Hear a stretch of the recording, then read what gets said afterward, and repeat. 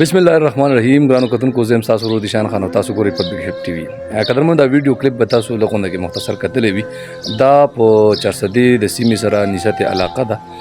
دغه ته د روډ اکسیډنټ شوی دی په دغه اکسیډنټ کې چې کوم دی دغه د یو کورا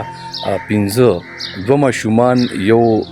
دغه ځوان دغه سړی بیا دغه کور والا او بیا دغه والده مور چې کوم ده دا په یو اکسیډنټ کې 15 کسان چې کوم دی دا اکسیډنټ شوی دی په دې کې دا څلور کسان مړه دي دغه دوه ماشومان دغه یو ځوان او بیا د والده چونګې کور والا دی وخت کې هغه هم سخت ده په هسپتال کې ده نو دا د څه د وجې دا د لږ معمولی د بېغورۍ د وجې چې دوانه ډرایور حضرات چې کوم په دې یو وایي چې په معنا وخت دی بل وایي چې په معنا وخت دی نو د دغه د وجې د روډ دا حادثه راغلی ده او په دغه کې دغه یو کورا څلور جنادي چې کوم دی په یو ټیم باندې ووتلي نو چې څومره ډرایور حضرات دي د رمضان مبارک میاشت لږ احتیاط کوئ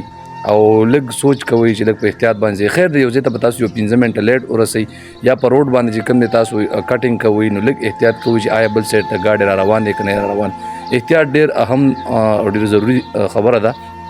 مرګ او ژوند د الله تعالی په لاس کې دی خو احتیاط چې کوم دی دا زمونږ په لاس کې دی مونږ له پکار دی چې مونږ احتیاط وکړو او ډېر نه ډېر احتیاط وکړو چې اسې نه زمونږ د بې احتیاطۍ د وجې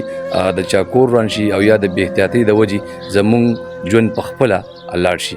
چې څومره ډرایور حضرات دي د هغې دپاره دغه پیغام مې ضروري ګڼله او بیا دغه کورنۍ چې په کوم کور کې دا واقع راغلی ده الله تعالی دې هغې له صبر ورکړي الله تعالی دې د هغې دا غم غلط کړي د هغې چونکه ډېر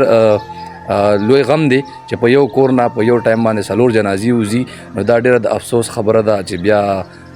مونږ دغسې ډرایور حضرات چې کوم دي د هغې د بې احتیاطۍ د وجې د هغې د لاعلمۍ د وجې دغسې واقع مخې ته راشي مرګ او ژوند د الله تعالی په لاس کې دی او ډېر احتیاط کوئ